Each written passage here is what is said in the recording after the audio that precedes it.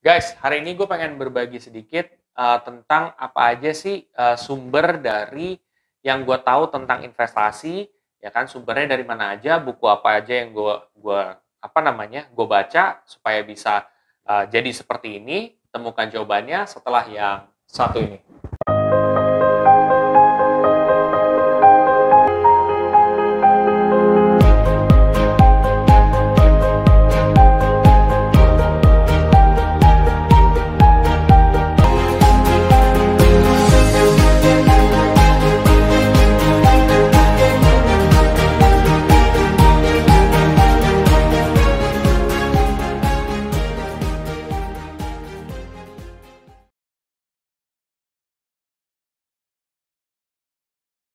Jadi ini merupakan salah satu pertanyaan yang ada di kolom komen gue juga, dan ini gue akan coba jawab dari sudut pandang gue. Oke, sumbernya dari mana sih yang gue baca? Biasanya gue baca dari buku Retainer tentang financial planner, ya, tentang financial planning lah. Nah, mungkin kalian akan pikir buku financial planning cuma yang tipis gitu. Enggak, itu bukunya tebel banget guys. Dan buku setebel itu cuman rangkuman, ya. Itu belum semua. Jadi sebenarnya ketika lu membaca itu satu persatu tuh lu harus teliti lagi di Google gitu untuk beberapa bahasanya, maksudnya seperti apa, karena itu tidak mudah untuk dimengerti. Jadi buku yang pertama itu yang buku Retainer yang gue maksud ya. Buku pertama. Kedua, gue sumbernya itu biasanya dari Google.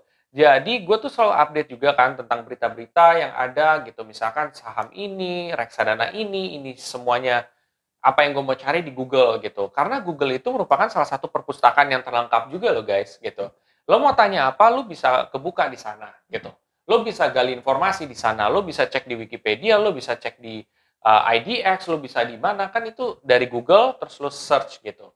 Jadi sumber gue yang kedua itu adalah dari Google. Dan dari beberapa pemberitaan yang lain, contoh CNBC, CNN, terus juga Kompas, dan lain sebagainya. Nah, itu sumber gue yang kedua.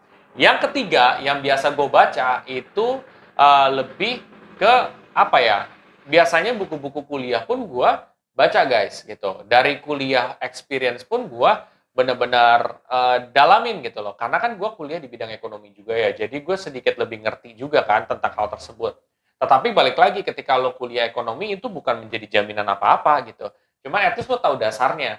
Nah ketika lo udah tahu dasarnya kan enak gitu loh buat ngomong buat pelajari lebih dalam gitu loh ya. Kalau misalkan lu pelajarin buku Retainer terus lu belum ngerti apa-apa, itu agak susah loh guys.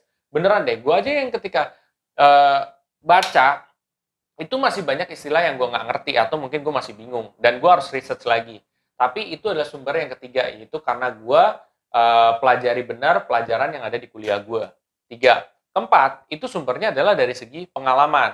Nah, pengalaman itu seperti yang kalian pernah dengar sebelumnya, pepatah bilang ya katanya, bahwa pengalaman adalah guru terbaik. Well, gue setuju sih, benar gitu loh, pengalaman guru baik ya, bukan terbaik ya, tapi guru baik gitu.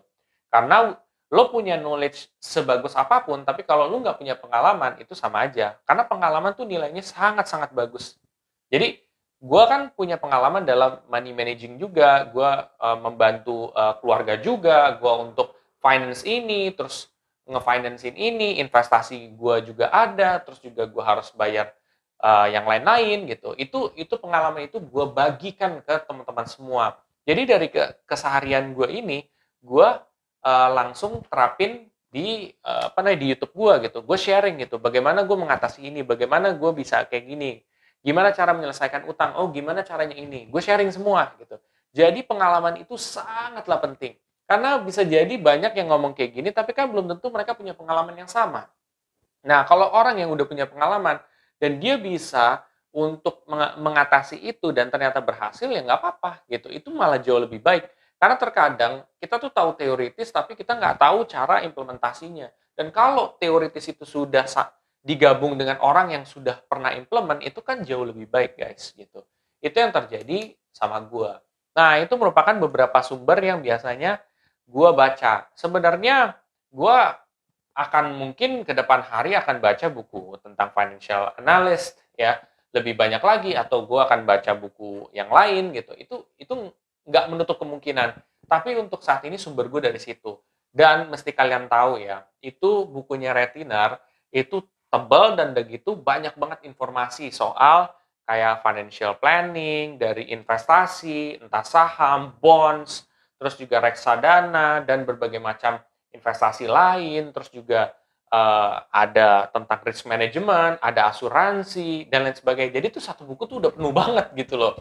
Itu aja sih. Mungkin teman-teman semua yang mau belajar atau kalian masih pemula bisa baca buku itu. Dan juga mungkin lebih banyak baca di Google juga, gali informasi di Google juga, seperti itu teman-teman. Dan mungkin satu lagi yaitu kalian nonton di YouTube. Nah, salah satu sumber ini juga bagus guys. Kalian harus nonton channel YouTube orang yang mengerti finance. Atau kalian bisa cek kayak banyak kan tentang kayak misalkan lo nanya PE ratio. Oh, ternyata ada nih orang yang ngebahas PE ratio.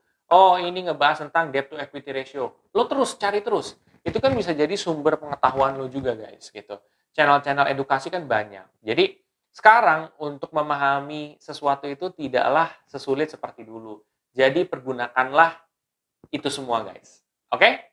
Kalau kalian merasa video ini sangat bermanfaat, kalian bisa share aja ke teman-teman kalian yang lain. Dan jangan lupa untuk subscribe, like, dan komen di video gue. Sampai jumpa di video gue selanjutnya. Terima kasih.